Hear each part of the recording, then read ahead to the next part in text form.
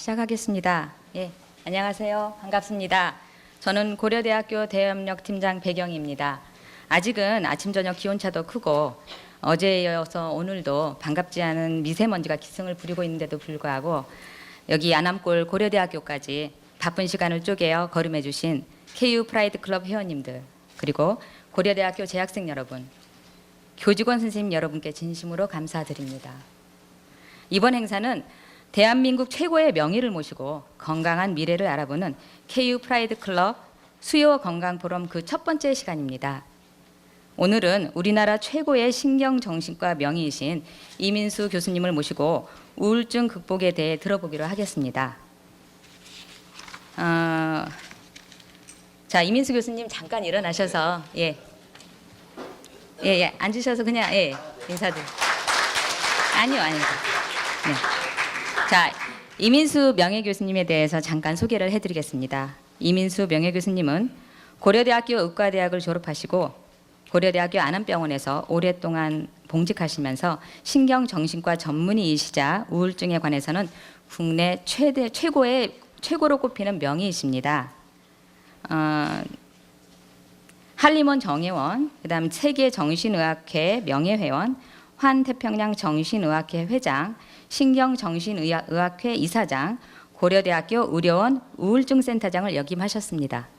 특히 EBS가 꼽은 명의로 선정되어 다수의 매체와 강연을 통해 정신건강관리와 우울증 극복에 대한 귀한 말씀을 해주셨습니다.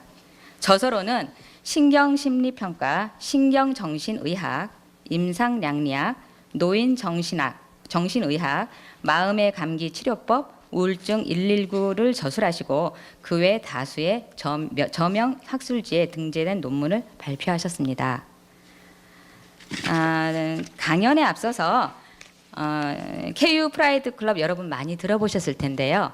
KU 프라이드 클럽 캠페인을 비롯해서 고려대학교의 발전을 위한 모금운동과 학교의 대외협력을 총괄 지휘하고 계시는 유병현 대외협력차장님을 이 자리에 모시겠습니다.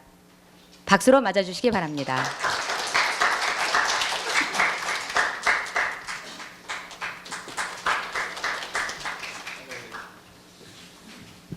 네, 반갑습니다. 저희 하여튼 회원 여러분 반갑고 환영합니다. 우리가 이제 KU 프라이드 클럽이 벌써 4,000명, 4,200명 정도 됐고 누적 모금액이 40억 정도 됐고요. 지금 우리 학생들, 어려운 학생들, 교환 학생을 이번 학기 27명 포함해서 117명을 1,000만 원씩 지원해서 지금 보내게 됐고, 그다음에 어려운 학생들 월 20만 원씩 생활비 장학금을 지난 학기부터 500명씩, 지금 이번 학기는 선발 중에 있습니다. 이제 엄청난 일인데요. 저도 사실 처음에 시작할 때는 이런 기적이 있을 줄 몰랐고, 이게 이제 우리 고대 가족만이 만들 수 있는 저력이 아닌가 이렇게 생각이 됩니다. 근데 이제 제가 이게 사실은 기부 클럽이거든요. 우리가 또 마음을 모으는 거고, 클럽이면 클럽 회원들끼리 무엇인가 공유하는 것이 있어야 되지 않나 이런 생각을 했습니다. 그러다가 그러면 요새 100세 시대인데 건강에 관심이 많으시니까, 그리고 우리 안암병원 또 구로병원, 안산병원 3개의 병원이 있는데, 사실 지금 우리 병원은 세계 최고 수준이고 잘 알려지지 않아서 그렇지 우리 병원에 훌륭하신 세계적인 명의들이 많이 계십니다. 그래서 이런 분들을 모시고 우리 회원분들께 강연을 좀 듣게 해드리면 유익하지 않을까. 그리고 또 이 기회에 이렇게 오셔서 또 회원분들끼리 서로 이렇게 교류도 하시고 뭐 그런 게 좀 있어야 되겠다. 그래서 이제 시작을 했습니다. 지금 처음이라 이제 다소 저희가 이제 서툴긴 하겠지만, 그래서 일단은 3, 4, 5 한 번씩 이렇게 하고, 원칙적으로 마지막 주 수요일 날 하려고 하는데요. 4월도 마지막 주 수요일인데 5월만 4월은 셋째 주 수요일이군요. 4.18. 5월은 마지막 주 5월 23일. 그 다음에 이제 2학기 때 가면 학교는 학기별로 하니까 2학기 때는 9, 10, 11. 연말은 또 바쁘시니까 이렇게 지금 저희가 계획하고 있는데요. 오늘 처음 강의이고 해서 제가 여러 가지로 고민을 했어요. 어떤 분을 모시면 좋을까. 제가 이제 의료원장님한테도 추천을 받고 뭐 여러분들한테 추천을 받고 하다가 제 스스로 제가 실제 정말 정말 이런 명의가 다 우리나라에 있었다 하는 걸 느낀 분, 이런 분을 모셔야 되겠다라고 생각을 했습니다. 무슨 말씀이냐면 우리 이민수 교수님은 제가 지금 법학전문대학원 교수인데요. 우리 이제 법대가 없어지고 법학전문대학원으로 바뀌었는데 옛날 법대 시절에 제가 사법시험 지도교수를 할 때 우리 학생들이 고시 공부하느라고 스트레스를 많이 받고 그래서 우수한 학생들이 매년 한 명씩 자살을 했어요. 저는 이제 제자들이 죽는 걸 보고 너무 마음이 아파가지고 이걸 어떻게 좀 개선해 볼 수 있을까 고민을 하다가 이민수 교수님을 모셨습니다. 그래서 이민수 교수님이 제가 의무적으로 강연을 다 듣게 했어요. 사실실 쫓아낸다, 강의 안 들으면. 이제 학생들이 다 들었는데, 그리고 그때 조심스러워서 학생들이 이렇게 참여하는 것도 잘못하면 꺼릴 것 같아서 제목도 나는 건강한가 이렇게 중립적으로 잡아가지고 강연을 해주셨는데 우리 학생들이 너무 좋아했고요. 그 당시에 또 선생님이 내가 이렇게 설명하는데 이런 증상이 있는 사람은 선생님이시니까, 학교 교수님이니까 내 이메일 주소 알려줄 테니까 나한테 이메일 해라. 왜냐하면 병원에 오길 또 학생들이 꺼리니까. 그렇게 해가지고 선생님이 많은 학생들을 구해 주셨어요. 그리고 선생님이 그렇게 강연하시고 난 뒤부터는 자살하는 학생이 없어졌어요. 제가 이제 실제로 체험했기 때문에, 그리고 이제 제 주위에 많은 분들 우울증으로 어려움이 있을 때 교수님께 보내서 다 정상인으로 이렇게 또 돌아오게 이렇게 했습니다. 그래서 제가 실제로 체험을 했기 때문에 꼭 우리 첫 강의니까 한번 모시고 또 소중한 말씀을 한번 들어봐야 되겠다, 이런 생각으로 오늘 모시게 됐습니다. 여러분들 이민수 교수님 소개합니다. 박수로 환영해 주시기 바랍니다.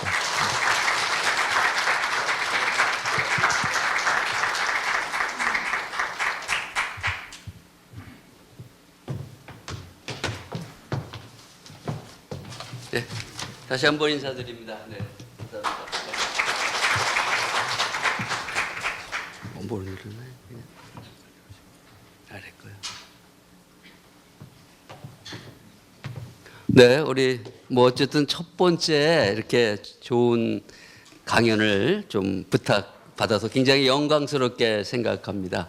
네, 지금 보니까 하여튼 그때 학생들이 많았는데 유병헌 처장님께서 강제로 동원시켰던 모양이네요. 저는 이제 제가 강의를 잘해서 온 줄 알았고 그랬는데, 그래도 그때는 진짜로 우울증이라는 용어 쓰기가 굉장히 조심스러웠는데, 그래도 오늘 어쨌든 우울증이라는 이렇게 단어를 쓸 수 있다는 것이 상당히 편하기도 합니다. 그만큼 한편으로는 우리 우울증이 우리 애를 괴롭히는 거긴 하지만 또 우울증을 갖고 우리가 또 이렇게 너무 걱정할 필요가 없지 않나 이렇게 생각할 수도 있을 것 같아요. 사실은 이제 어떻게 보면 엄밀한 의미로 우리가 우울증을 마음의 감기라고 하는데 사실은 마음보다는 뇌의 감기죠. 하지만 우리가 마음의 감기 이렇게 얘기를 합니다. 그런데 사실 여러분들 대개 보면 우리가 봤을 때 뭐 여러분들 감기 걸릴까 봐 뭐 또는 걸렸다고 겁나시나요? 네. 아마 겁나시는 분 한 분도 안 계실 거예요. 또 감기가 또 불치병이냐? 사실은 또 그렇지도 않을 겁니다. 여러분 어쩌다 감기 걸리면 그냥 낫겠지라고 아마 생각하실 겁니다. 실제로 사실은 어떻게 보면 정신과 영역에 사실 굉장히 많은 질환이 있습니다. 뭐 여러분 잘 아는 조현병, 뭐 양극성장애, 우울증, 성격장애, 마약 중독, 수많은 병이 많습니다. 물론 우울증이 가장 흔합니다. 그런데 우리가 환자가 왔을 때 진단이 우울증하고 내려지면 마음은 상당히 편합니다. 왜냐하면 이 병은 날 수 있기 때문입니다. 네. 여러분 감기 걸려서 재발을 하죠. 재발했다고 해서 감기가 불치병은 아니라 감기는 재발하는 병이죠. 우울증은 잘 납니다. 그런데 우울증도 재발을 합니다. 그런데 많은 사람들은 아직도 많이 사회적인 인식을 높이기 위해서 애를 썼지만 재발하면 이거는 불치라라고 얘기를 합니다. 사실은 그렇지는 않은 겁니다. 그래서 오늘 이 짧은 시간이지만 감기 걸렸다고 겁내지 않고 또 불치병이라고 겁내지 않는데 우울증은 과연 그런가 한번 여러분들하고 슬라이드를 보면서 잠깐 얘기를 하고자 합니다. 네, 네 다음 네, 제가 누를까요? 네. 먼저 슬라이드 보면 사실은 제가 아마 잘 보실지 모르겠지만 정년 퇴임을 2월 28일 날 했습니다. 그래서 명예교수가 됐는데 전에 강의하면 지금 물론 저도 여기를 뺏어 갖고 달았지만 고대 그런 마크를 많이 달았는데 명예교수 끝나고 나니까 사실은 고대 배지를 달고 다니면서 조금 어색해서 그냥 쑥스럽지만 제 모습을 이렇게 한번 올려봤습니다. 네. 여기 보면 여러분들 잘 아는 에이브라함 링컨입니다. 나는 현재 가장 불행한 사람이다. 만일 내가 느끼는 것을 온 세상 사람들이 느낄 수 있다면 이 지구상에는 기쁜 얼굴이 하나도 없을 것이다. 아마도 굉장히 절규를 한 에이브라함 미국 16대 대통령입니다. 그럴 때 우리는 그렇게 생각합니다. 이분은 우울증이 아니야. 우울증에 걸릴 리가 없어. 그렇게 의지가 강하고 큰 일을 한 분이. 하지만 지금 있는 이 우측에 있는 그림을 빼고 우리가 보면 이거는 심한 우울증입니다. 그렇지만 우리가 다시 한번 생각해 보면 잘은 모르지만 물론 가정생활은 이제 그렇게 평탄치 않았지만 에이브라함 링컨 하면 우리는 상당히 의지가 강한 분 이렇게 생각하실 수 있을 겁니다. 맞습니다.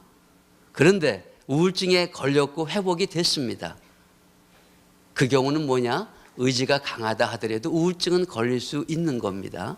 만약에 우리 우울증을 갖다가 우리가 잘 치료했더라면 물론 이분이 큰 업적을 더 우울증이 치료 잘 됐다고 하진 않겠지만 아마도 그 에너지를 가지고 가정생활 여러 가지가 조금 더 화목하게 돼서 때로는 대통령 에이브라함 링컨이 아닌 남편의 에이브라함 오는 자식들의 아버지로서 에이브라함도 같이 그만큼 또 이렇게 널리 알려졌더라면 아마도 더 완숙한 인간이 되지 않았을까? 뭐 그렇게 우리가 생각해 볼 수도 있을 거라고 봅니다.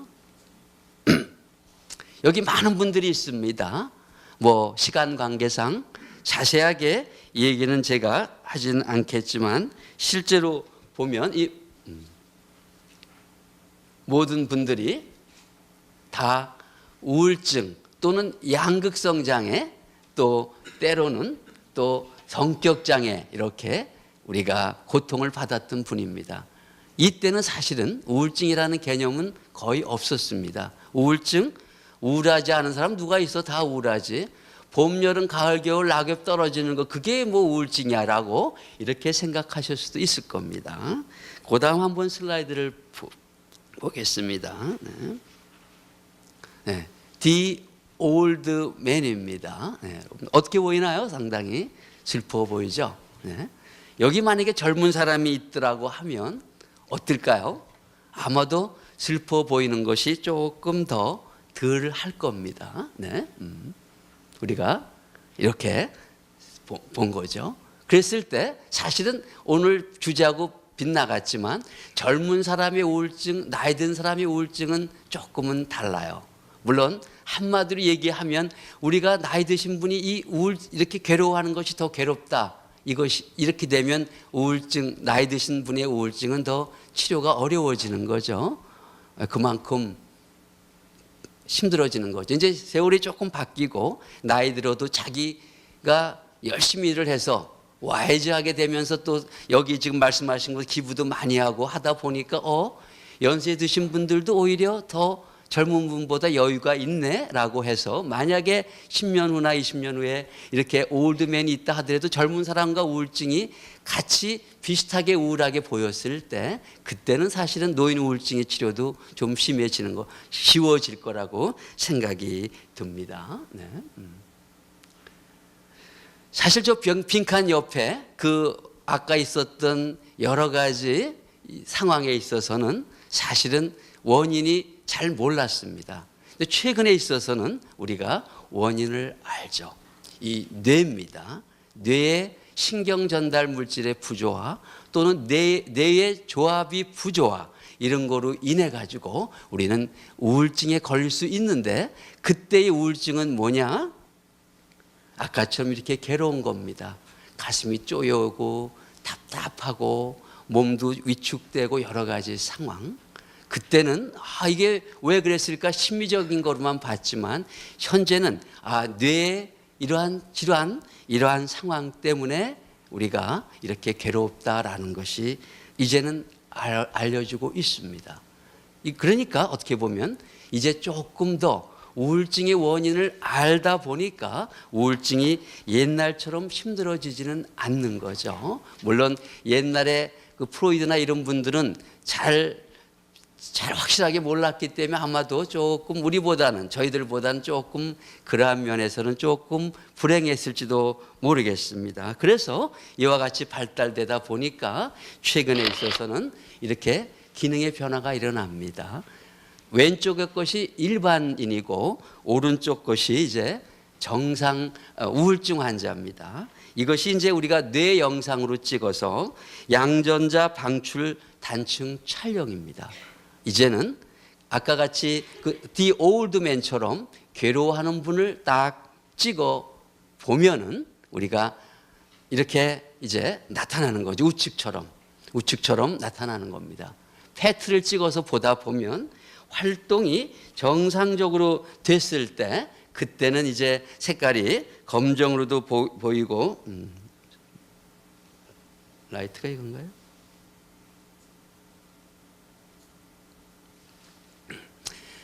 뭐 활동을 많이 하면 여기서 붉은색, 그 다음에 연두색, 그 다음에 노란색, 그 다음에 파란색, 검정색으로 보입니다. 그런데 우울증 환자는 우측에 있는 것처럼 저렇게 굉장히 어두워지죠. 그런 상황에서 치료가 잘 되면 이렇게 왼쪽으로 보이는 겁니다. 만약에 우울증 자체가 진단을 해서 뇌로 딱 찍었더니 항상 우측같이 저렇게 거무죽죽하더라라고 얘기한다면 사실 우울증은 오늘 제가 여기 와서 얘기할 때 상당히 자신 없게 얘기할 겁니다. 그런데 우울증은 좌측처럼 상황이 좋아지면 저렇게 좋아집니다. 여러분.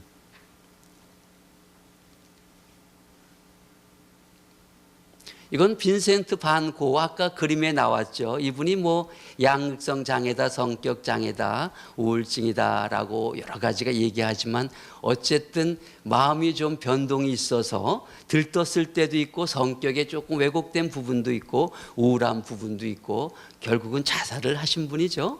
스타리 나이트입니다. 네. 아주 이거는 건강할 때 우리가 했던 거죠. 이것은 제가 전문가가 아니기 때문에 이 그림이 왜곡된지 모르고 그냥 보면 누가 그렸어? 빈센트 반 고가 그렸어. 잘 그렸네. 그렇게 저는 이제 무식하게 얘기할지도 모릅니다. 그런데 학자들이 봤을 때는 요 아래 그림은 뭔가 구도나 여러 가지 상황에 있어서 병 들어가기 시작했을 때의 빈센트 반 고의 그거라고 합니다. 그래서 만약에 뭐 우리가 우울증을 그때도 알아가지고 잘 치료할 수 있었더라면 우리가 같은 그림이지만 빈센트 반 고 또 같은 그림이지만 반 고 2, 3 물론 지금까지 살아계시지는 않았겠지만 이렇게 시리즈로 나올 수 있을 겁니다. 빈센트 반 고도 상당히 행복했을 거고 이거를 보는 많은 분들도 아마 행복했을 겁니다. 물론 그렇게 영향력을 주는 사람도 있고 안 주는 사람도 있지만 어쨌든 간에 우울증 자체가 치료가 잘 된다는 것은 상당히 모든 사람에게 좋다는 것을 볼 수가 있습니다. 이것이 바로 오늘 제가 얘기하고자 하는 우울증입니다. 최근에 있어서는 우울증보다는 우리가 우울장애다라고 얘기를 하죠. 그럼 우울감하고는 다릅니다. 여러분들 오늘 또 우울할 수도 있을 거예요. 우울하지만 이거 뭐 유병원 처장님이 오라고 그러니까 억지로 와. 그리고 앉아서 재미도 없고 왜 오라고 그래. 이렇게 하지만 앉을 수 있으면 그것은 우울증은 아닙니다. 다만 우울감이죠. 그 다음에 오늘 조금 좀 찌뿌둥하지만 그런 대로 컴퓨터하고 뭐 다 할 수 있어. 우울감이 있지만 우울증은 아닙니다. 그래서 우리가 우울증이 너무 흔하다라고 생각하지만 또 한편으로 생각하면 우울증은 그렇게 누구나 걸리는 게 아닙니다. 우리가 정의를 보면 생활에 지장을 줄 수 있을 정도의 우울감이 2주 이상 계속되는 겁니다. 2주 이상이 어제도 1월 달이 하루 그랬고 2월 달이 이틀 그랬고 3월 달에 5일 합하는 것이 아니라 계속해서 연속적으로 2주 이상 정상적인 생활을 못할 때입니다. 그러니까 학교도 못 가고 저 같으면 환자도 못 보고 강의도 못하고 아무것도 못하는 것이 2주 이상 연속해서입니다. 13일 동안 내가 꼼짝 못하다가 14일째 움직였다. 환자도 봤다. 그러면 우울증은 아닙니다. 네. 여기 계신 분들을 보다 보면요. 아마도 2주 이상 계속해서 딴 병 모두 통틀어서 아마 꼼짝 못하고 자기 일 못한 적이 있을까요? 사실 많지 않습니다. 그래서 우리가 우울증이 감기처럼 흔하고 하지만 또 누구나 걸리는 것은 아니고 생각 외로 뭐 다 걸리는 것은 아니다라고 우리가 생각할 수 있을 겁니다. 네. 우울과 우울 기분 누구나 다 위에 파란 것처럼 기분의 변화가 있습니다. 좀 좋았다가 나빴다 가라앉고 왼쪽의 것은 우리가 우울증입니다. 물론 어떤 사별이나 스트레스나 뭐가 있을 때 아까 얘기한 2주의 기간이 더 길어질 2주의 기간이 되기가 더 쉬울 수는 있는 거지만 사실 엄밀하게 보면 우울증이라는 것은 그냥 살며시 아무 이유 없이 다가오는 겁니다. 그리고 검은 악마가 와서 정신없이 괴로운 겁니다.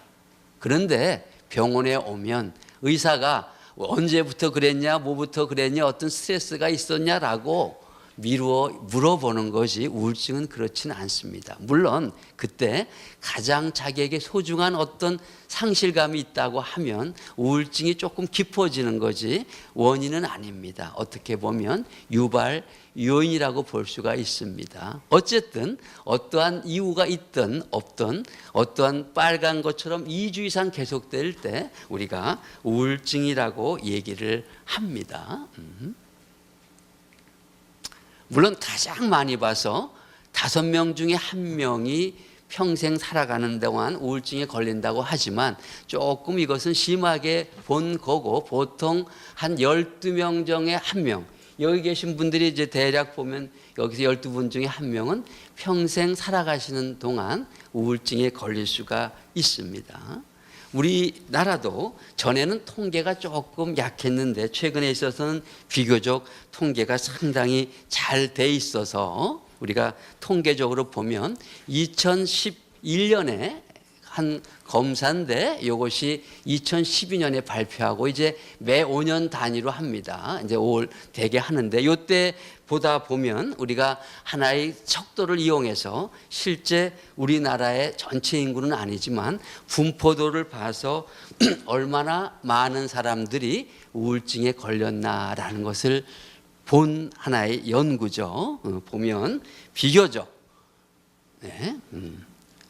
보면 평생 유병률이 전체가 6.7%, 1년 유병률이 3.0%. 그러니까 우리가 살아가면서 한 6에서 6.7%. 비율을 보면 남자보다 여자가 2배 많습니다.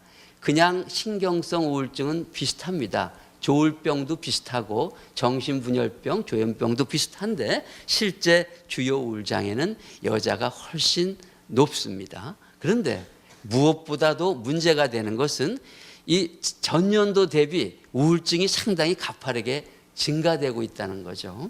그래서 저는 우울증, 정신의학을 하는 사람으로 그런 책임감은 느낍니다. 옛날엔 사람들이 얼마 전만 해도 우울증이 뭔지 몰랐어요. 열심히 우울증이 이런 겁니다라고 얘기를 많이 했습니다. 그래서 많은 분들이 우울증이 이런 질환이구나라는 것을 알았습니다. 그런데 우울증의 빈도는 떨어지지 않죠. 그러니까 어떻게 되느냐. 그래 우울증 많이 알려줬는데 도대체 너희들 하는 게 뭐냐. 뭐 고친 게 있냐 뭐냐. 어떻게 보면 알리고 나서 이제부터 이제 이렇게 강연도 하고 뭐도 하고 사회적인 인식과 더불어서 또 우울증에 대한 치료도 열심히 해서 우울증을 알리는 것만큼 우울증의 빈도수가 줄어들게 하는 것도 또는 정신의학을 하는 사람들의 의무라고 생각이 듭니다. 상당히 가파르게 올라가고 있습니다. 이것은 노란 거는 미국이고 한국은 저 빨간 거고요. 그 다음에 호주가 저 파란 거고 뉴질랜드가 초록색입니다. 정신과 문제가 있는 사람들 중에서 평생 동안 정신과를 한 번 이상 찾아온 겁니다. 자주 찾아오는 것이 아니라 보다 보면 우리나라는 한 15% 정도가 돼서 다른 나라에 비해서 상당히 적죠.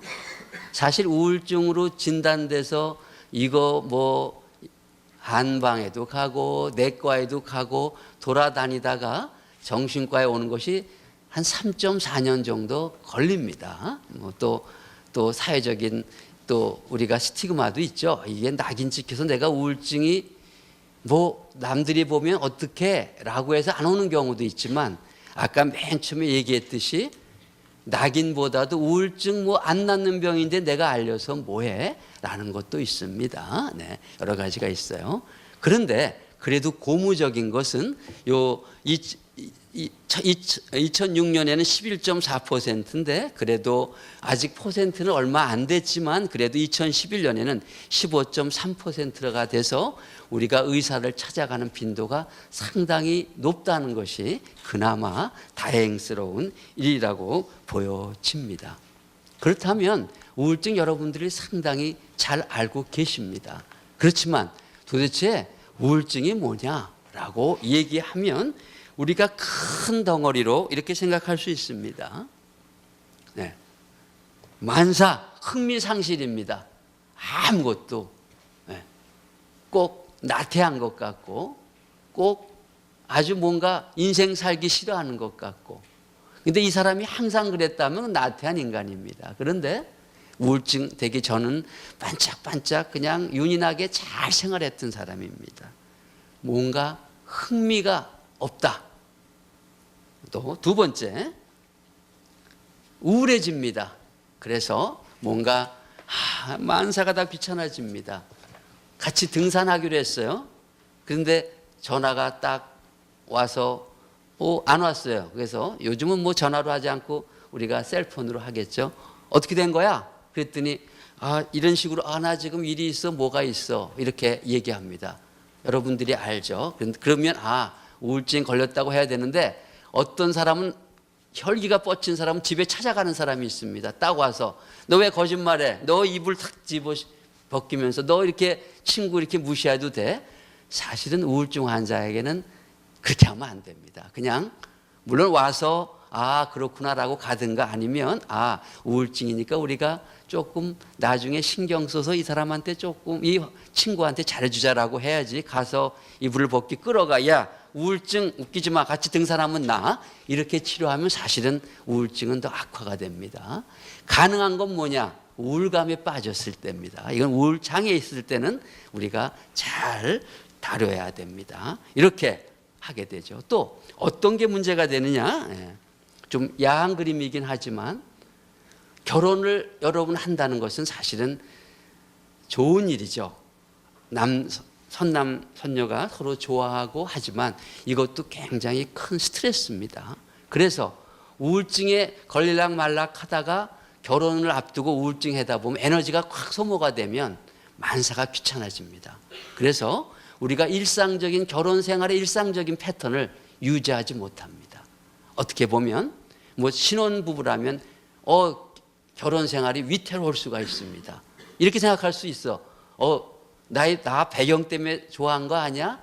또는 내가 좀 뭐가 조금 돈 잘 버니까 그런 게 아니야? 이렇게 왜곡될 수가 있습니다. 그래서 가정이 파괴될 수도 있습니다.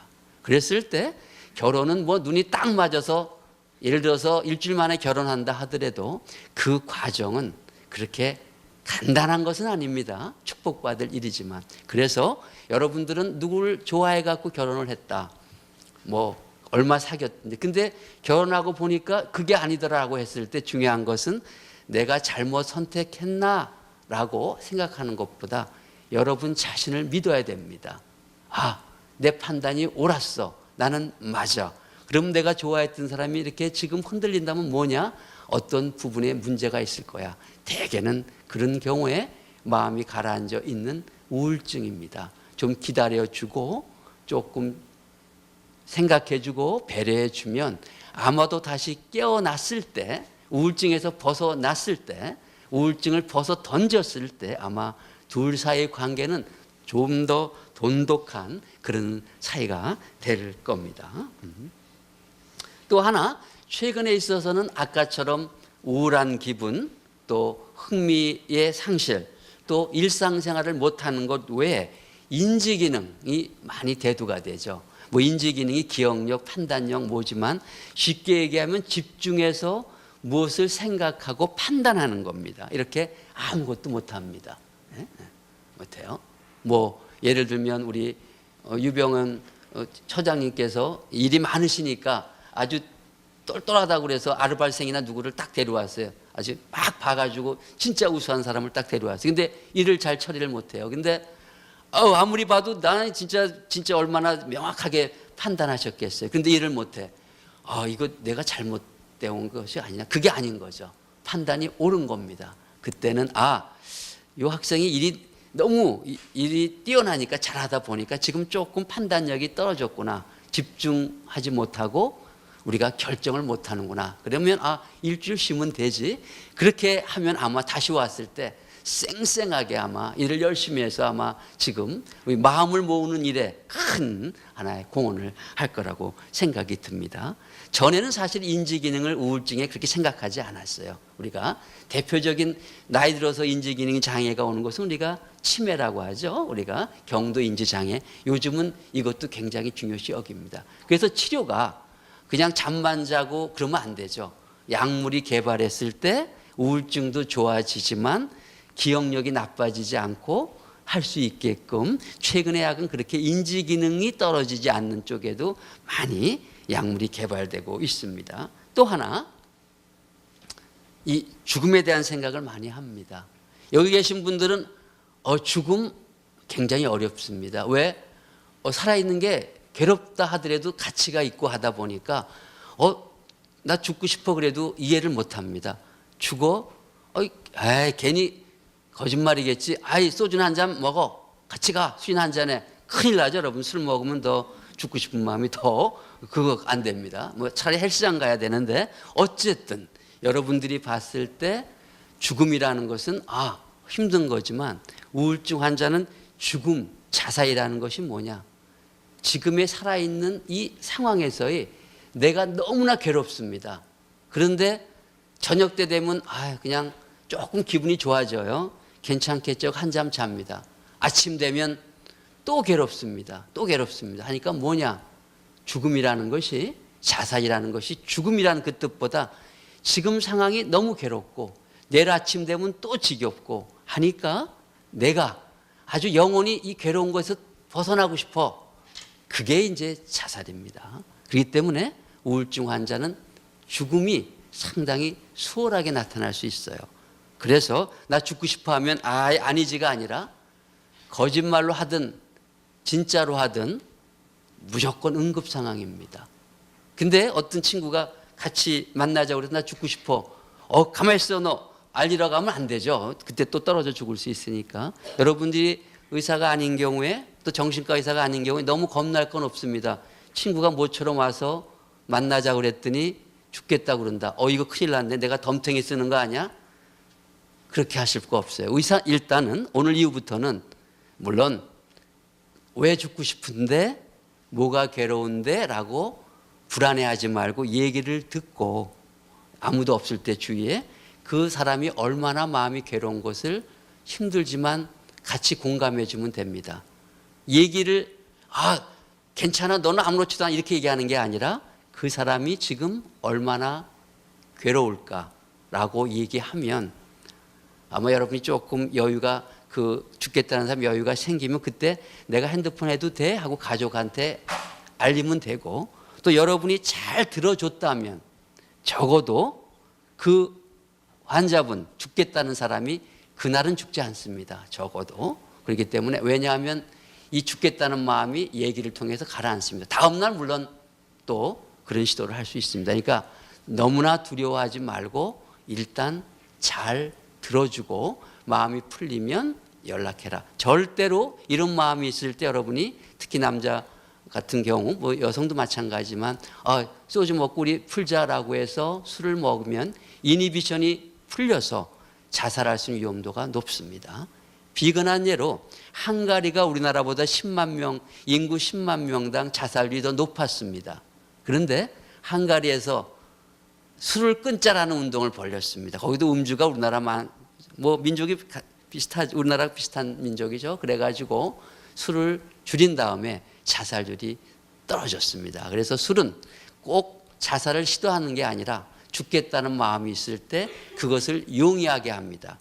게다가 우리가 잠이 안 와서 항불안제를 한 알인데 세 알 먹었다라고 하면 파라독시칼 비헤비어가 있습니다. 쉽게 말하면 안정되는 것이 아니라 행동이 더 과격해집니다. 그러다 보니까 우울하다 죽고 싶은 마음이 있다 술 마셨다 약을 먹으면 자살 시도가 굉장히 쉬워집니다. 게다가 집에 끈이 있다든가 뭐 칼이 있다든가 하면 굉장히 쉬워집니다. 물론 그 과정에서는 죽겠다는 마음과 술과 항불안제와 칼이나 도구가 있는 4단계지만 굉장히 위험한 거죠. 그래서 어쨌든 죽겠다는 말이 있으면 무조건 응급 상황이다라고 보고 되고요. 그 다음에 또 우리가 우울장애 여러 가지가 있을 수 있습니다. 증상은 똑같지만은 우리가 고3 때 걸렸다라고 하면 고3병, 우리 그때 IMF 있을 때는 IMF병, 그 다음에 뭐 아무도 없으니까 빈둥지 증후군 뭐 이렇게 얘기합니다. 의학적으로 물론 산후 우울증과 계절 우울증은 통용되지만 다른 것은 그때 매스컴이나 어디서 얘기를 해서 얘기하는 겁니다. 그렇지만 증상들은 거의 같습니다. 우리나라는 화병이라고 있죠. 화병은 컬처 바운드 신드롬입니다. 뭔가 막힌 것 같고 괴롭고 뭔가 그냥 답답하고 스트레스가 계속 쌓이고, 우울증과는 조금 다릅니다. 우울증이 여기 한 덩어리가 있고 여기 화병이 있으면 물론 중간 부위 같은 부분이 있습니다. 그래서 화병이라는 것은 이제 우리가 의학적인 그 견제는 올라가지 못했습니다. 그래서 우리가 학회에 가서 화병이라는 걸 갖고 국제지에 우리가 국제학회에서 진단 분류에 넣어달라라고 했더니 거기 미국이나 이런 사람들이 안 넣어준다는 얘기는 하지 않습니다. 그렇다면 이 화병이 들어가기 위해서는 이것을 너희들 한번 해봐라라고 제가 이사장 때 제시해 준 것이 있습니다. 근데 제시해 준 걸 보니까 옳은데 정신과 의사 한 1000명이 한 6개월 동안 해야 될 작업이었기 때문에 우리가 하진 못했습니다. 이제 앞으로 이제 물론 훌륭한 제자들이나 후배들이 아마 하겠지만 아직은 등재되어 있는 질환은 아니고 우리가 컬처 바운드로 있고 그냥 화병 하는데 우울증과는 조금 다른 병입니다. 또 우울증에서 또 한 가지 중요하게 우리가 봐야 할 부분은 우리가 마스크드 디프레션이라는 것이 있습니다. 가면이죠. 우울증이 아닌 것으로 나타나는 겁니다. 다시 말씀드리면 어린애 우울증은 학교 안 가는 거로 억지로 데려가면 안 되죠.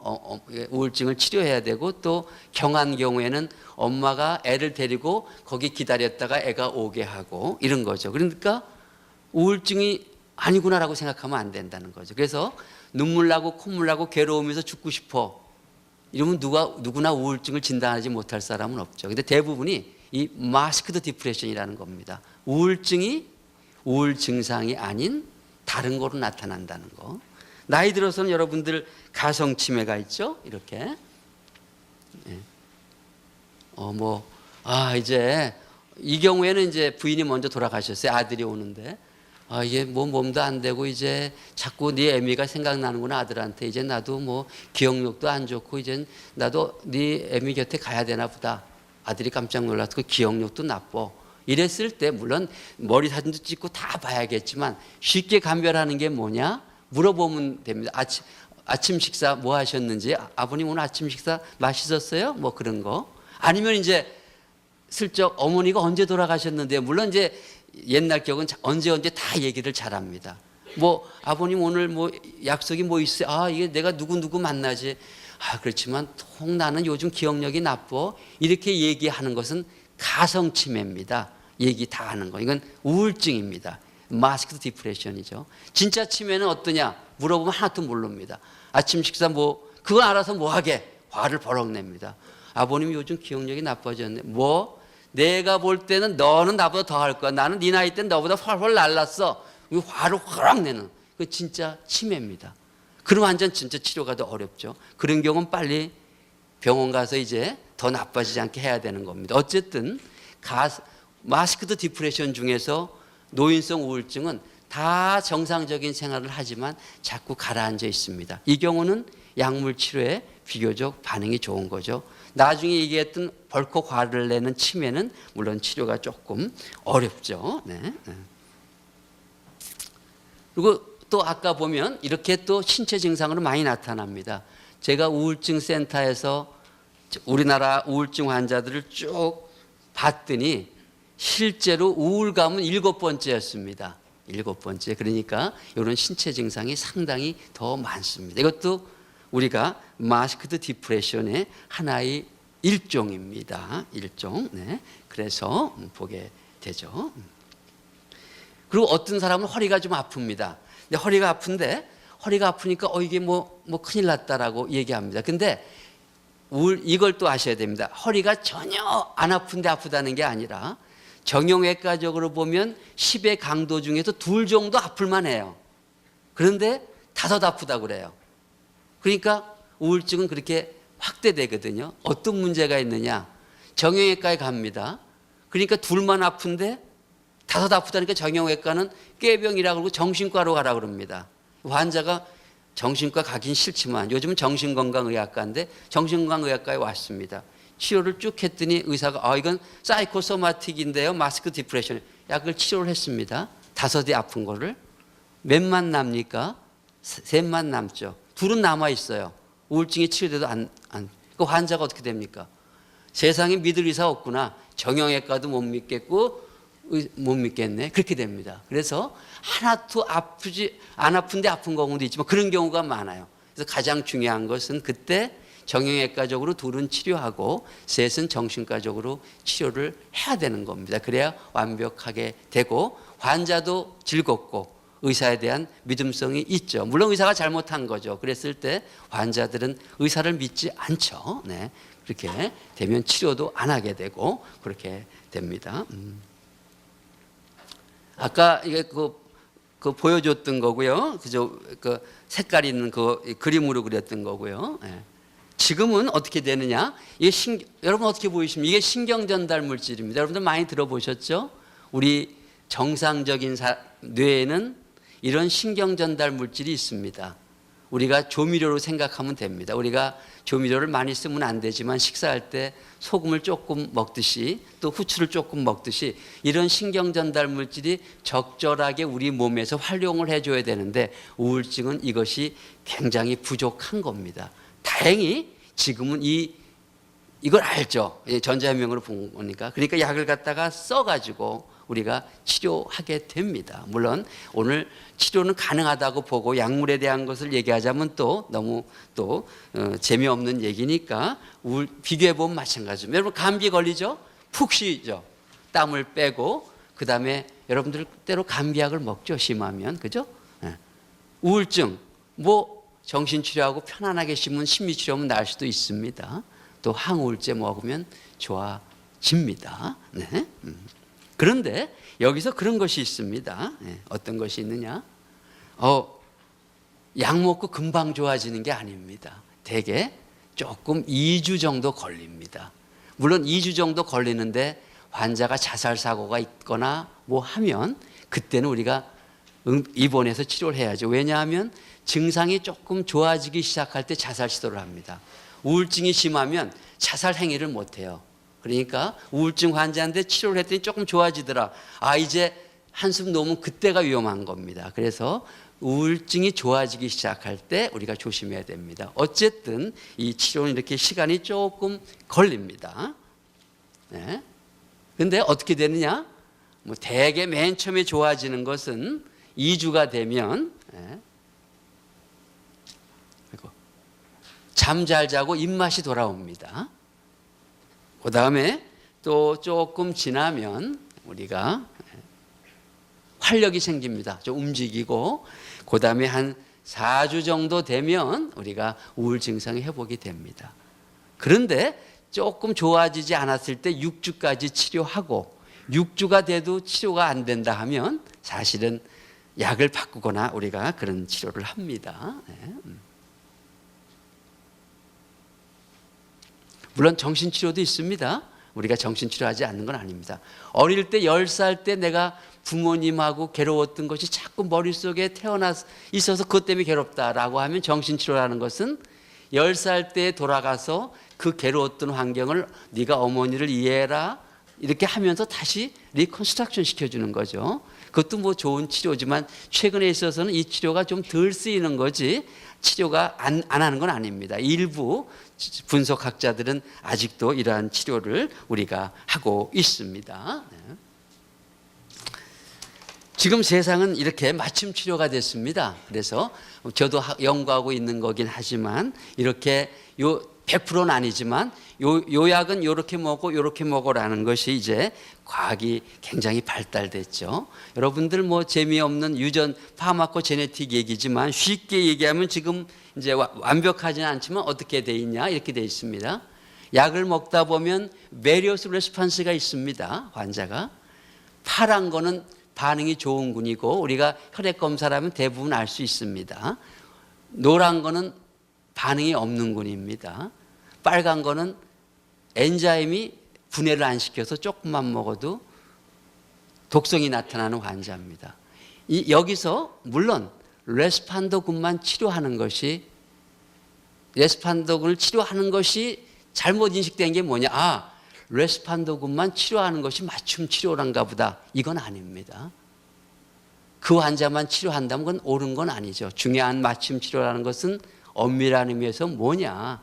대학에 있는 사람들은 굿 레스판더는 그냥 편안하게 좀 개업가나 이런 데다 주고 예를 들자면 넌 레스판더가 있으면 환자에게 낫지 않을 겁니다. 그러니까 정신치료도 하고 인지행동치료도 하고 다른 치료도 해야 됩니다라고 얘기하고 톡식 있는 환자는 겁나니까 딴 병은 쫓는 것이 아니라 어떻게 보면 약이 딴 사람은 2알인데 당신은 10분의 1알만 먹어도 됩니다라고 얘기하는 것이 어떠한 의미에서의 맞춤 치료입니다. 맞춤 치료, 치료 잘 되는 것만 치료한다. 사실 그 환자들에겐 맞춤 치료가 필요 없는 거기 때문에 중요한 것은 뭐냐? 맞춤 치료라는 것은 넌 레스판더와 톡식 레벨을 어떻게 잘 연구해서 레스판더 군 같이 가는 것도 상당히 중요한 겁니다. 물론 우리가 알게 되면 이렇게 해서 이렇게 물론 이 환자만 치료하고 싶겠지만 그것은 옳은 정도의 맞춤 치료는 아니라고 생각이 듭니다. 물론 과학이 더 발달이 되면 아직까지는 아니지만 이렇게 이 부분에 뭐가 잘못돼서 딱 껴서 우울증이 치료될 수 있는 시기도 올 겁니다. 그 시기가 오겠다. 어떻게 보면 아까 같은 맞춤 치료가 뭐다 윤리가 되지 않은 상황에서 치료가 이렇게 된다면 아마도 그 부작용은 있을 수 있는 겁니다. 중요한 것은 치료라는 것은 이 시기가 온다 하더라도 현 상태에서는 우리가 할 수 있는 최대한의 치료를 하는 것이 치료지. 이런 시기가 오면 저는 어떤 때는 불안합니다. 이런 시기가 오면 행복해질까? 그런 생각이 듭니다. 물론 제가 원하든 안 원하든 여러분이 원하든 안 원하든 이런 시기는 오겠죠. 네. 중요한 것은 그런 얘기가 있습니다. 내가 이 사람하고 데이트를 하다가 우울증에 빠졌어요. 헤어질까요? 아니면 내가 조금 요즘 뭐 부동산 살려고 그랬더니 나빠졌어요. 그거 포기할까요? 정답은 뭐냐?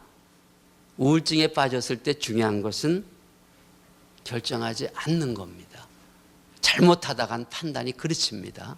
좋아하는 사람을 놓칠 수 있고 재산상의 손실이 올 수 있습니다. 네. 또 하나는 이제 어떻게 치료하면 될까요? 라고 얘기했을 때 유지 치료가 필요합니다. 그래서 우리가 얼마 정도 유지해야 되는데 여러분 이거 보면 조금 기분이 좋을 건 아니라고 보여지는데 다음 그래프를 보면 우울증은 재발이 있습니다. 그래서 6개월에는 25%, 2년에는 30에서 50%, 그다음에 6년에 5년에선 치료가 적절하게 되지 않으면 75%까지 재발합니다. 그러면 여러분들 6년에는 어떻게 될까요? 6년도 50에서 75입니다. 그렇기 때문에 우리가 우울증 환자가 오면 최소한 5년은 치료해야 된다고 얘기를 합니다. 그런데 5년을 치료해야 된다면 환자들이 의사에 오질 않죠. 네? 그렇기 때문에 어떤 의사들은 몰라서가 아니라 6개월만 치료하십시다, 2년만 치료하십시다라고 얘기합니다. 뭐 어떻게 보면 뭐 거짓말을 합리화하는 게 아니라 환자가 나중에 2년 안 나면 네가 의사냐 돌팔이라고 떠나기도 합니다. 왜 안 낫냐 이렇게 얘기하지만 엄밀하게 보면은 물론 그런 의사도 있죠. 5년 치료합시다 이렇게 하는 의사도 있고, 그다음에 그것은 이제 의사의 하나의 테크놀로지의 일입니다. 어떤 사람은 철학의 문제라고 하지만 뭐 철학까지 갈 건 없고 그렇게 됩니다. 시간이 거의 돼서 조금 템포를 정상 상태입니다.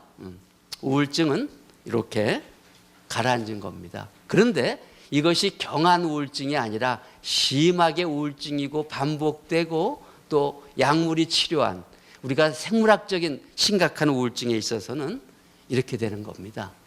이게 잘하는 게 아니에요. 딱 빼면 왜 우울증이 재발돼서가 아닙니다. 물론 마일드한 경우는 그렇지 않지만, 그래서 우리가 보면 물론 불편합니다. 그렇지만 또 뭐 잘 굴러가기 위해서는 우리가 이 치료, 항우울제 치료가 아니라 끝까지 가야 될 환자가 있다. 100%는 아니지만 그런 환자도 있다. 그런 환자는 약을 너무 서둘러서, 치료를 너무 서둘러서 끝내면 안 된다라고 합니다. 생각합니다. 또 마지막으로 그럼 시간이 다 됐는데요. 환자는 어떻게, 내가 우울증에 걸렸을 때 어떻게 해야 되느냐? 아까도 얘기했듯이 의지가 약해서 생긴 병이 아닙니다. 또 두 번째, 전문적인 도움을 받아야 됩니다. 여러분들 뭐 컴퓨터 하거나 모를 때 여러분들 잘 아는 사람한테 물어보면서 컴퓨터 배우면 그게 잘못된 겁니까? 아니거든요. 그래서 전문가를 찾아가는 것을 너무 두려워하지 말아라. 또 아까처럼 우리가 길을 잃었을 때 막 방황하면 못 찾죠. 그때 뭐라고 하나요? 한 곳에 있으라고 하죠. 특히 뭐 우리가 이제 나이 드신 분한테 얘기하지만 중요한 건 뭐냐?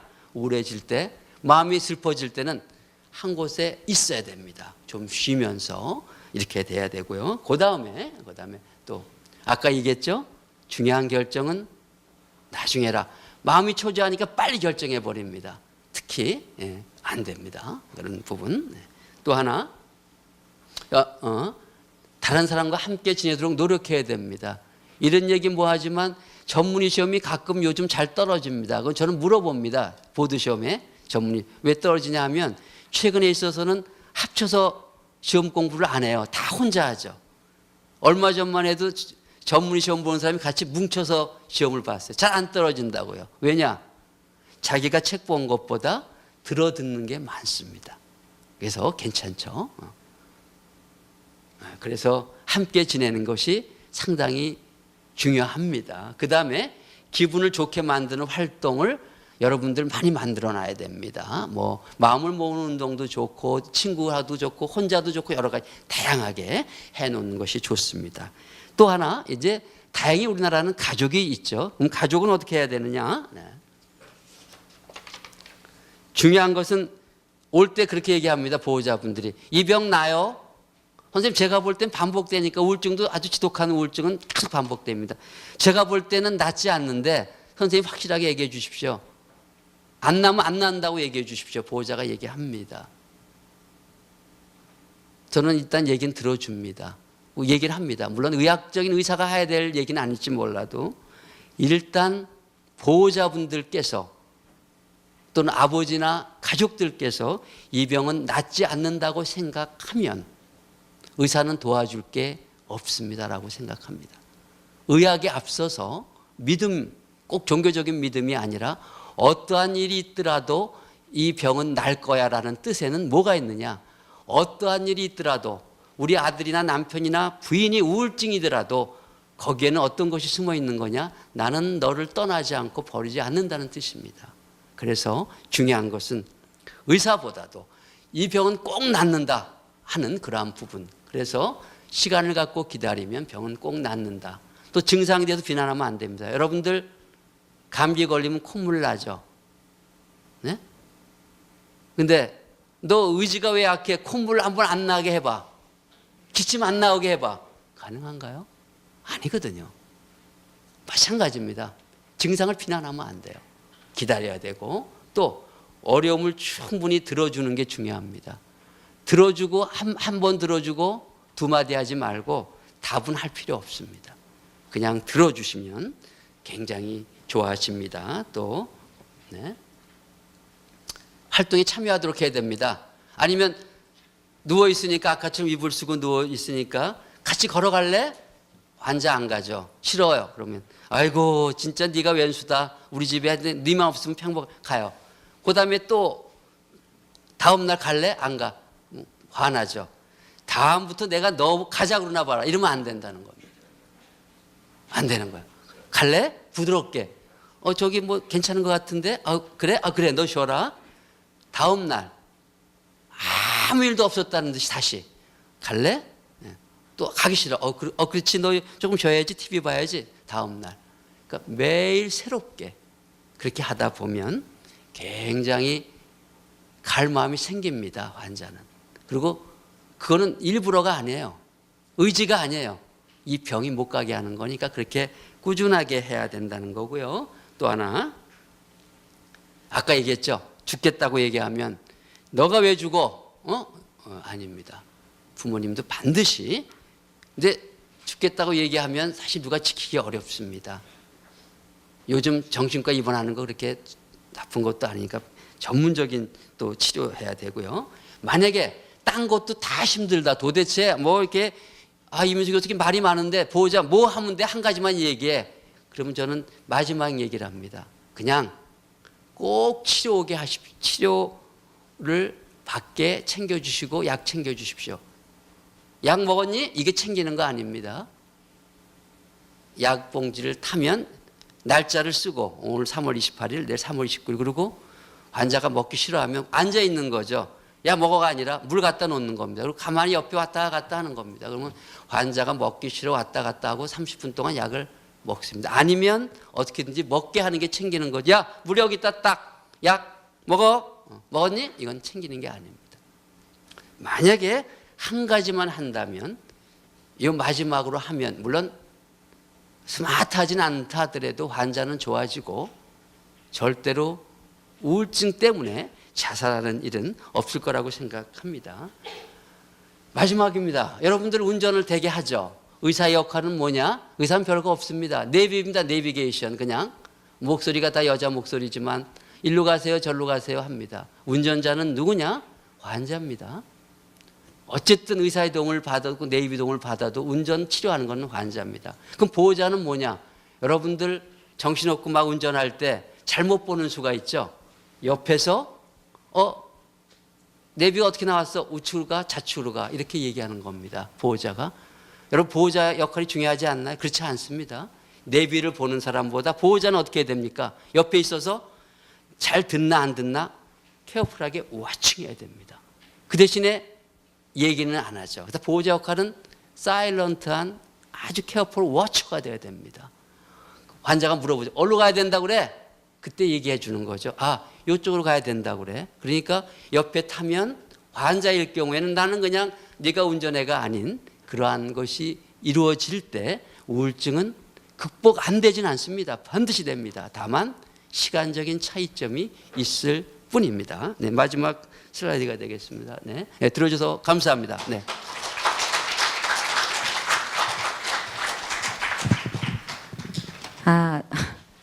크게 도움이 되셨습니까? 다시 한번 저희 이민수 교수님께 큰 박수 부탁드립니다. 그럼 이어서 질의응답 시간을 질의응답 시간을 갖도록 하겠습니다. 궁금하신 부분이나 질문이 있으시면 손을 들어 주십시오.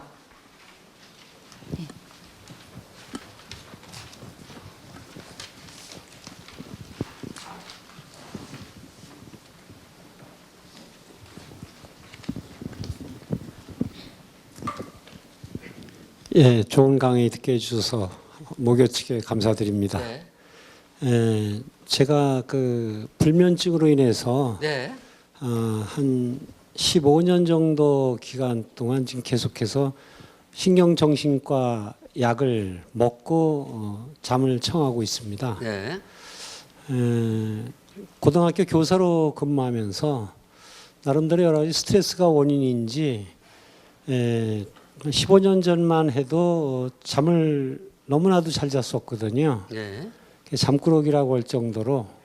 그런데 지금은 그 잠 문제가 불면증이라고 하고 신경정신과 그 담당 주치의께서는 넓은 범주의 우울증에 속한다라고 말씀을 해주시거든요. 네. 그런데 현재 이후에 네. 그 약물에 의지하지 않고 날 수 있는지, 또 어떻게 하면은 제가 만약에 우울증의 범주에 불면증이 들어가는 건지, 뭐 극복 방안에 대해서 좋은 견해가 있으시면 좀 듣고자 좀. 네, 좋은 질문. 네, 감사드리고요. 지금 죄송하지만 연세가 네, 지금 58세입니다. 네, 58세. 15년 전부터 그러셨다면 한 4, 5세 되셨군요. 네. 우선 불면증이라는 것은 물론 이제 우리가 진단으로 따져서 보면 이제 뭐 기질성 불면증 또는 무슨 불면증 하지만 지금 말씀하시는 거를 보면 진단은 아니라 하나의 증상이거든요. 난 잠을 못 잔다 이렇게 말씀하신 거거든요. 그랬을 때 우리가 제일 중요한 것은 이 불면증이 하나의 진단화된 거냐, 예를 들어서 비기질성 뭐냐, 진단이 우울증이 아닌 불면증이냐, 아니면 우울증으로 인해 가지고 나타나는 불면증이냐를 판단해야 됩니다. 물론 이제 두 가지가 다 있을 수 있고 맨 처음에는 이제 불면증으로 왔다가 났다 왔다 지금은 우울증이 다시 생기셨는데 또 그 증상일 수는 있습니다. 그래서 그 판단이 굉장히 중요합니다. 그래서 맨 처음처럼 만약에 이것이 1차적인 진단이 불면증이라 하면 약은 그 수면제 쪽으로 가면서 치료를 하게 됩니다. 그런데 만약에 우울증적인 곳에서 불면증이라고 하면 수면제보다는 항우울제가 됩니다. 그런데 일반적으로 불면증도 오래 가고 우울증도 오래 가지만 제가 봤을 때 뭐 좀 더 자세하게 병력을 봐야겠지만 14년, 15년 동안 쭉 온다고 하면 불면증인 증상은 좀 그런 대로 완벽하게 나지 않고 있다가 여러 가지 상황에서 뭐 꼭 불면증 때문에 우울증에 걸린 게 아니라 우울증도 있는데 우울증이 스트레스나 아니면 여러 가지 상황 때문에 안 좋아졌을 때 이 불면증이 자꾸 발을 걸고 와서 잠잠해 있던 불면증이 크게 나타나는 것이 아닌가 이렇게 볼 수가 있습니다. 물론 그 두 가지를 명확하게 한 다음에 불면증이라고 하면은 첫 번째 얘기는 들으셨겠지만 우울증이 아닌 경우에는 우리가 물리적인 게 물리적이라고 할까요? 우선 이런 거가 기본이 있죠. 가능하면 3시 이후에는 커피를 마시지 말아라. 그 다음에 자기 전에 너무 과식하지 말아라. 그 다음에 빈속도 안 좋다. 자기 전에 너무 급박하게 운동하지 말고 3시간 이전에 운동을 해라. 그 다음에 따뜻한 여건이 된다면 시간이 따뜻한 물로 샤워를 하고 2-3시간 전에 꿀물이나 모나를 좀 먹으면서 편안하게 해라. 그래도 안 되면 그때 우리가 다면적 다수면 우리가 잠이 안 오면 찍는 사진이 있거든요. 그래서 이분이 어떤 건가라는 것을 봐야 됩니다. 그렇다면 치료는 아주 쉽지는 않습니다. 그런데 지금처럼 오래된다면 아마도 그 증상은 맨 처음에 있었던 우울증이나 불면은 조그만 모양이었다면 지금은 여러 가지 컸었던 그런 모양이라고 생각이 들고요. 적절한 치료를 하면은 아까처럼 얘기했듯이 항우울제나 모라를 오래 먹고 갈 수는 있어도 지금 말씀하시는 것처럼 우울증이나 불면은 물론 약을 먹게 되죠. 뭐 약을 딱 끊고 안 먹고 날 수 있냐? 그거는 힘듭니다. 지금 59세는. 다만 약을 드시면서 잠을 잘 자면서 우울증도 아니고 지금 이제 59세면 또 이렇게 아주 시니어로 좋은 상황에서 이제 가르치는 것도 마무리 질 단계를 할 충분한 에너지는 적절한 치료로 가능하다.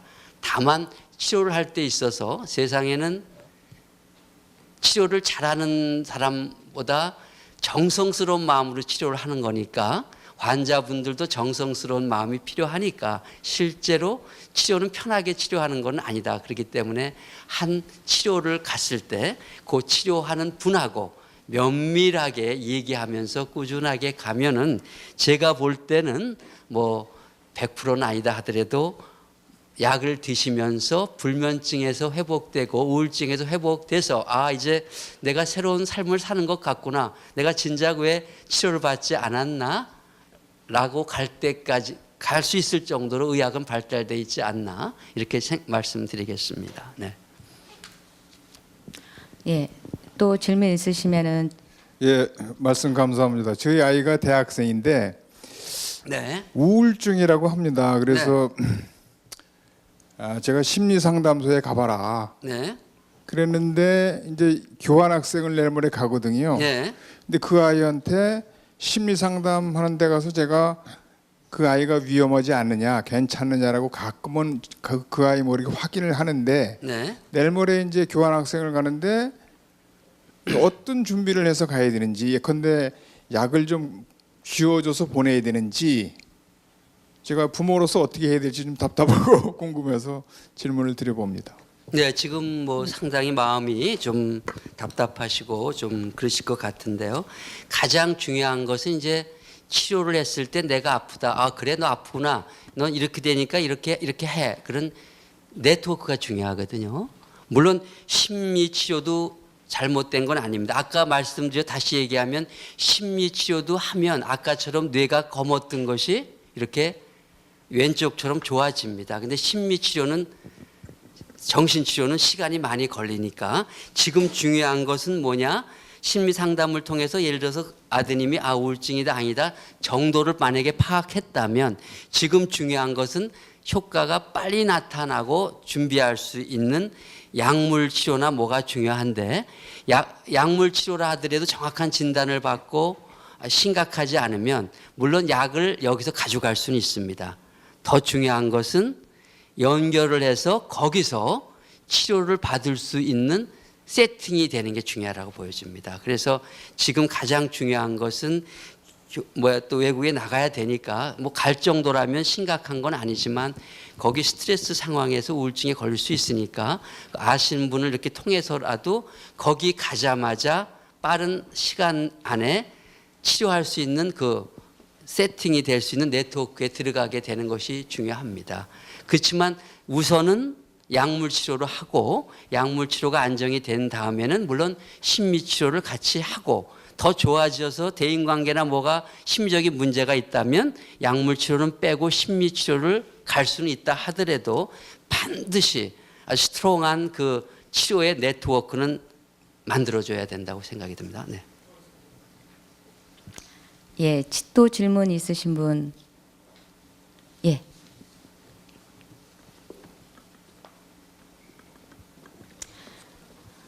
예, 시간 관계상 한두 분만 더 받겠습니다. 네, 유익한 강의 감사드립니다. 제가 질문이 여러 가지 있는데 우울증이 있을 때 약을 복용했을 때 하루 이틀 사이에 효과가 있는 사례도 있는지 궁금하고요.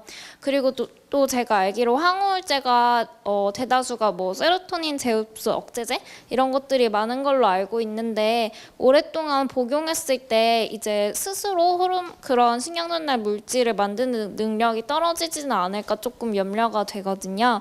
그런 네. 부분이 궁금하고요. 그리고 또 우울증 환자가 일시적으로 기분이 좋을 때는 PT 상에서 그 변화가 있는지, 그러니까 뇌 활성이 변화가 있는지 궁금합니다.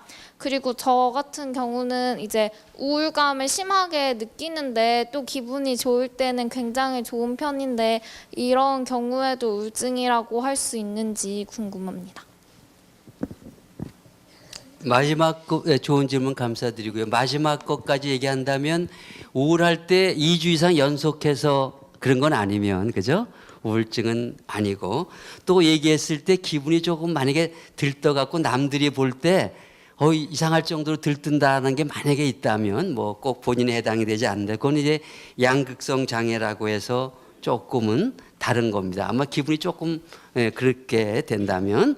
또 하나 얘기해서 뭐 내가 지금 보니까 오늘은 굉장히 기분이 조금 안 좋고 굉장히 좋아. 그러다 보면 뇌를 딱 찍어보면 변화가 있어. 물론 그렇게까지 예민하진 않습니다. 일반적으로 봤을 때 전체적인 것을 나타내 줍니다. 예를 들면 내가 우울증 척도라는 것이 있어요. 지금 우울하냐 아니냐 물어보는 게 있는데 이거 내가 오늘은 굉장히 기분이 좋았어요. 근데 어제는 조금 안 좋았단 말이죠. 그랬을 때 우리는 어떻게 질문하느냐? 오늘이 23일 수요일이면 전번 주 수요일 23일부터 오늘까지 중에서 가장 기분이 안 좋았을 때를 기준으로 삼아요. 네? 그때 그러니까 이제 딴 때 좋았다 하더라도 가장 나빴을 때 그게 기준입니다. 그 다음에 우리가 머리 사진을 찍는 것은 그때 기분이 아니라 전반적인 걸 나타내 주기 때문에 기분이 조금 좋았다 나빴다 해도 전체적으로 봤을 때 일주일에 가장 심각한 부분이 척도상 우울하면 그때 어느 때 찍어도 그렇게 나타나게 됩니다. 그 다음에 이제 세로토닌 그건 제가 조금 나중에 하고 제일 첫 번째 질문, 약 효과가 2, 3일 만에 나타나는 경우가 있느냐? 물론 있을 수는 있습니다. 우리가 얘기하면 막 좋아질까 나빠질까 했는데 약이 딱 먹었더니 탁 좋아지더라. 사실 그때는 약이 효과라기보다는 약 효과 플러스 심리적인 걸 거예요. 예를 들면 플라세보 효과라고 하는데 근데 아주 가라앉는 게 아니라 막 좋아지는 과정에 있어요. 근데 조금 울적해요. 근데 요 약을 먹으면 상당히 좋아질 것 같대. 본인도 의지가 있어요. 물론 약을 먹었습니다. 2, 3일 만에 탁 좋아질 수 있어요. 그렇지만 의학적으로는 아무리 빠른 항우울제라 하더라도 일주일 정도는 걸리는 거죠. 그래서 질문에는 여러 가지 여건이 완숙하고 좋았을 때는 약을 먹어도 2, 3일 안에 좋아질 수는 있다라고 말씀드리고, 그 다음에 두 번째 질문한 것이 사실은 제가 시간이 있으면 말씀드릴 부분인데, 그렇다면 약을 먹으면 내 몸에 있는 기능, 세로토닌 재흡수 억제라고 하는데 내 기능까지 망가뜨려지는 게 아니냐라고 얘기하는데, 사실은 우울하지 않은 사람이 항우울제 먹으면 아무 효과가 없습니다. 다시 말씀드리면 그 항우울제라는 것은 실제로 부족한 사람에게만 작용이 되는 겁니다. 또 한 가지 중요한 것은 항우울제가 세로토닌 재흡수 억제제라고 학생은 비교적 잘 알고 있는데, 그렇다면 항우울제가 세로토닌 성분이야? 세로토닌을 넣어주는 거야? 아닙니다. 노르에피네프린을 넣어주는 거야? 아닙니다. 내가 가지고 있는 세로토닌이 있어요. 제가 갖고 있는 세로토닌이. 근데 능력이 90분이 안 돼요. 100이 돼야 되니까. 그러니까 약이 들어와서 내가 세로토닌 뇌에서 막 활성하고 이제 조금 쉬러 가잖아요. 쉬러 가면 너 조금 더 일해라는 겁니다.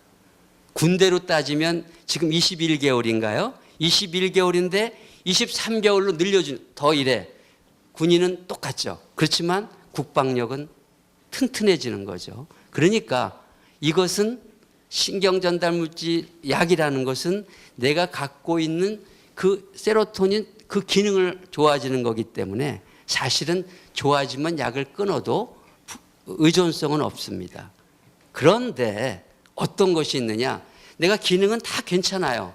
근데 나이가 30살 되다 보니까 유전적으로나 뭐나 내가 생겨먹은 세로토닌의 기능이 어떤 사람은 98%뿐이 안 되는 사람이 있습니다.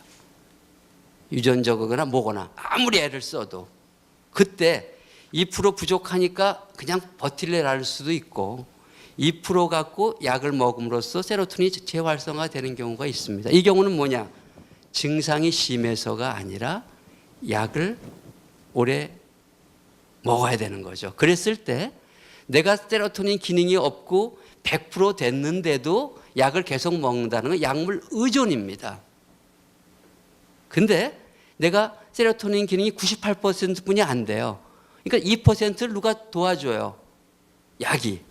그때는 이 약을 밀쳐낼 것이 아니거든요. 약을 갖고 오래 먹으면서 활성화되는 거죠.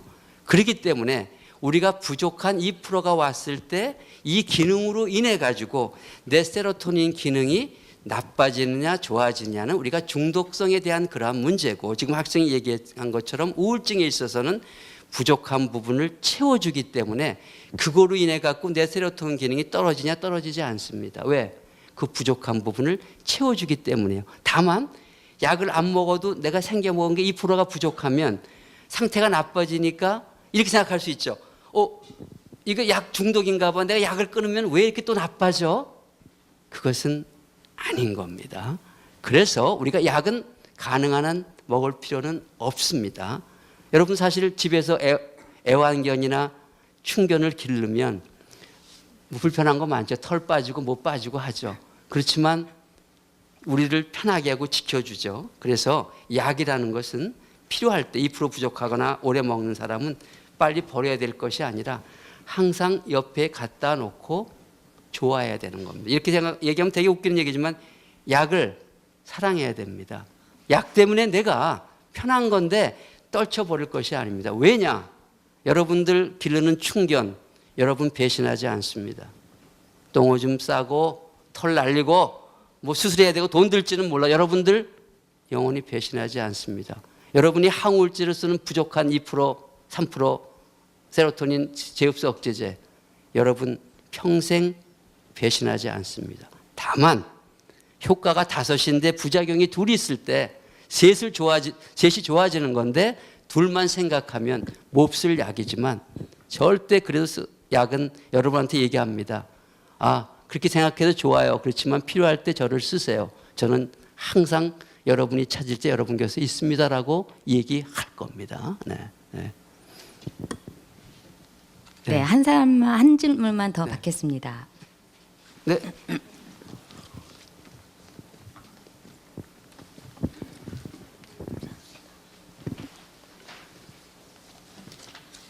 선생님께서 이런 분야와 관련된 상담을 많이 해오셨을 것 같아서 질문을 드리는데요. 네.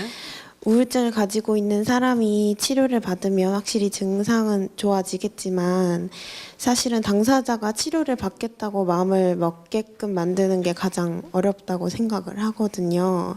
인정을 안 할 수도 있고 혹시 상대방이 상처받지 않게 치료받을 수 있도록 이끄는 그런 좋은 방법이 혹시 있을까요? 네, 사실은 이제 좋은 질문이고 앞으로 함께 풀어가야 될 상황입니다. 인터넷에 들어가면 우울증에 대한 척도, 당신이 얼마나 우울한가라는 것은 상당히 널려 있어서 누구나 들어가서 볼 수가 있습니다. 그런데 진짜 우울해가지고 힘든 사람, 치료해 받아야 될 사람은 들어가지도 못하고 들어갔다 하더라도 사실은 체킹을 하지 못합니다. 그런 사람을 찾아가야 되는 거죠.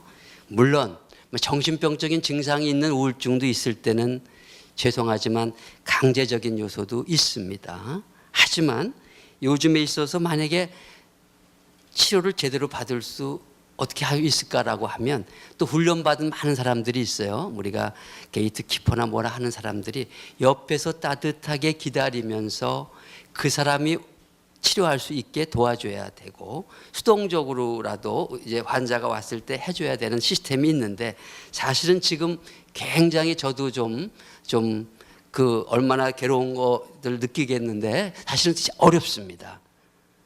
그래서 그 경우는 어떻게 해야 되느냐? 아직 아까도 말씀드렸듯이 이제 제가 얘기했는데 우리나라는 아직도 가족이 있기 때문에 가족이 지금은 핵가족이라 하더라도 사실은 몇 명 가족이 묶어서 하루 이틀 3일 정도 만약 가능하다면 우리가 순번을 재는 게 좋습니다. 옆에 앉아서 기다리면서 워칭도 하면서 같이 치료받도록, 만약에 아니면 억지로라도 가게, 그런 하나의 말 없는 날카로운 그러나 사랑이 넘치는 그러한 하나의 동반자 키퍼가 필요한데, 진짜 그렇게 한다 하더라도 어려운 일이고, 또 난 가족이 없는데 어떻게 해야 되란 말이냐, 사실은 조금 어려운 부분이긴 합니다. 지금 굉장히 좋은 질문인데 거기에 대한 것은 우리 학교에서도 그렇고 사실은 앞으로 많이 해결해야 될 그런 부분이라고 생각합니다. 이제 좋은 질문 감사드립니다. 네. 예, 궁금한 점이 많으실 텐데 시간 관계상 여기서 마치기로 하고요. 더 궁금한 것은 저 선생님께서, 교수님께서 학교 앞에 개원을 하셨답니다. 거기 찾아가셔서 많은 클리닉 받으시고요. 마음의 건강 꼭 지켜가시기 바랍니다. 자, 저희 이민수 교수님께 다시 한번, 예. 고맙습니다.